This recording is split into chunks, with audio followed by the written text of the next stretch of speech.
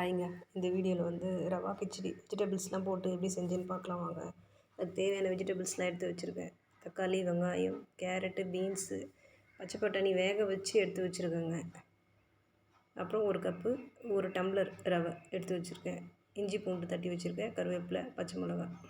First கடாயை வச்சு எண்ணெய் ஊற்றி அதில் ஸ்பைசஸ்லாம் போட்டிருக்கேங்க. பட்டை, லவங்கம், கிராம்பு இதெல்லாம் போட்டு ஃப்ரை பண்ணிவிட்டு அதுக்கப்புறம் தக்காளி வெங்காயம் போட்டு ஃப்ரை பண்ணிவிட்டேங்க. அப்புறம் வெஜிடபிள்ஸ்லாம் போட்டு ஃப்ரை பண்ணேன். மஞ்சள்தூள் கொஞ்சம் போட்டிருக்கேன். அப்புறம் தேவையான அளவு உப்பு போட்டு ஃப்ரை பண்ணிவிட்டு 1 டம்ளர் ரவைக்கு 2 டம்ளர் தண்ணி சேர்த்துருக்கேன். சேர்த்துட்டு உப்பு செக் பண்ணிவிட்டு காய் வேகிறதுக்காக மூடி வச்சிட்டேங்க.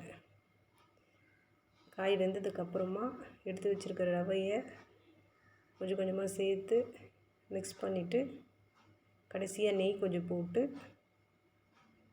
இறக்கி வச்சுட்டேங்க. நம்மளுக்கு சுவையான vegetable rava khichdi ready.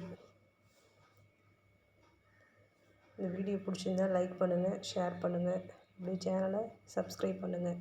Thank you.